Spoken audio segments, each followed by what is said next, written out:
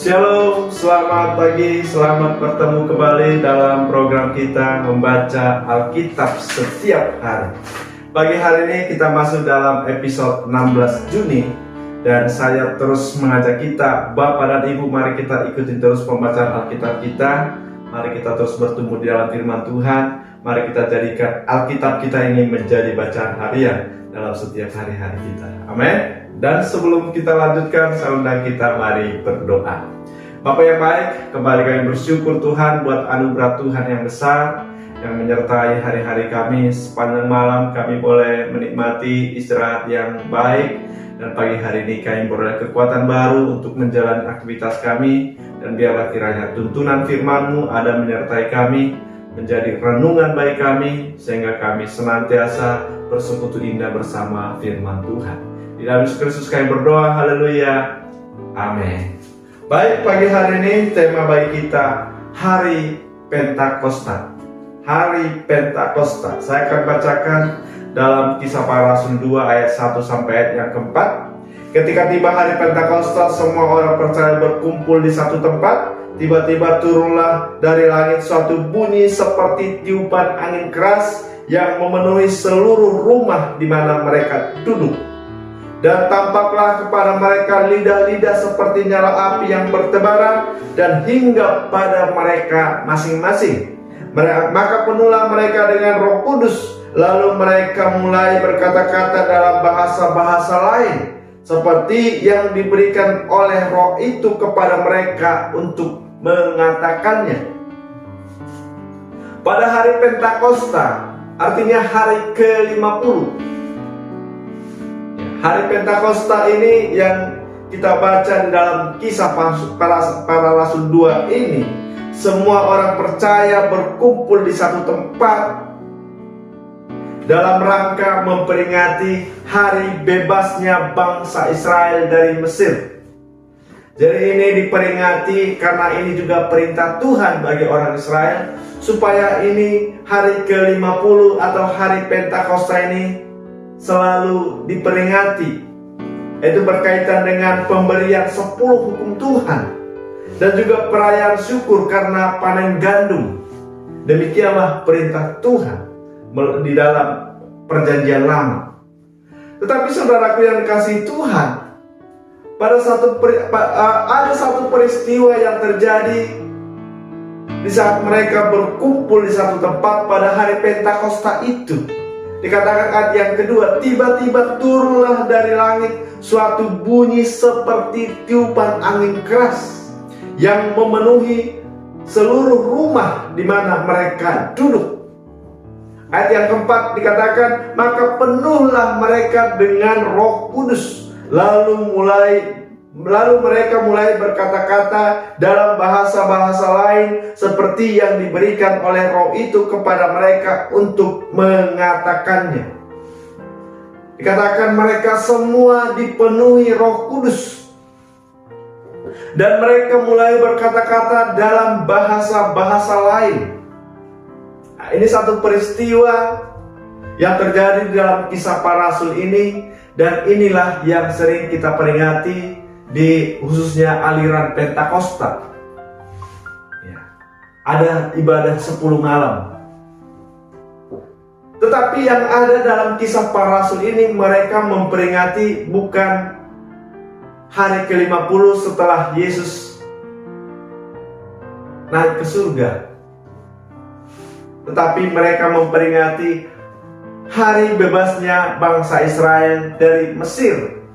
Ayat yang ke-5 sampai yang ke-6 dikatakan, waktu itu di Yerusalem diam orang-orang Yahudi yang saleh dari segala bangsa di bawah kolong langit. Jadi mereka memang sedang berkumpul dari segala bangsa, dari berbagai negara. Mereka berkumpul di satu tempat itu untuk memperingati hari Pentakosta itu.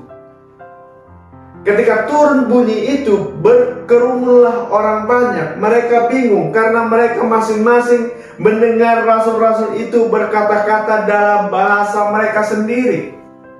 Maka orang-orang yang sedang berkumpul itu dari berbagai bangsa, dari berbagai bahasa itu, Mereka mendengar rasul-rasul itu berbicara dengan bahasa-bahasa mereka sendiri yang ada di bangsa mereka. Ayat yang ke-11, ayat 11, mereka berkata-kata dalam bahasa kita sendiri tentang perbuatan-perbuatan besar yang dilakukan Allah. Jadi bahasa yang mereka dengar adalah bahasa yang bisa dimengerti dengan akal budi, yaitu perbuatan-perbuatan besar yang dilakukan Allah. Jadi sangat jelas bahwa bahasa yang mereka dengar itu adalah bahasa yang bisa dimengerti.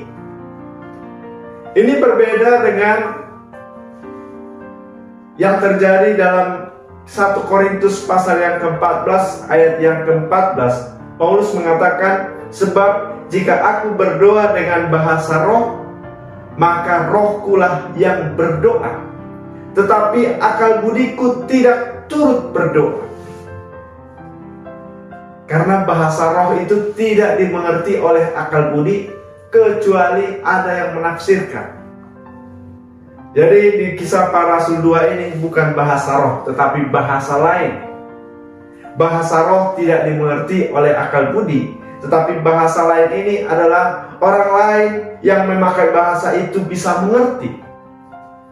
Misalnya, saudara, saya ini orang Batak. Saya tidak mengerti bahasa orang Cina, saudara.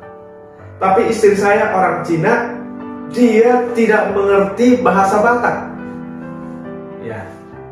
Jadi kalau istri saya berbahasa Batak, dia menyampaikan perbuatan-perbuatan besar yang dilakukan Allah dengan bahasa Batak. Nah, itu keajaiban, saudara ya. Nah, dan itulah yang terjadi dalam Kisah Para Rasul ini. Ada keajaiban. Sehingga hari Pentakosta ini menjadi hari lahirnya gereja, di mana janji Tuhan digenapi, yaitu pemberian Roh Kudus. Semua orang percaya dipenuhi oleh Roh Kudus. Amin. Dengan penuh Roh Kudus, rasul-rasul punya kemampuan untuk memberitakan Injil dengan berbagai bahasa. Sehingga orang-orang yang berkumpul dari berbagai negara, dari berbagai bangsa itu dapat membawa berita Injil ke negara mereka masing-masing. Ketika mereka kembali ke daerah mereka, mereka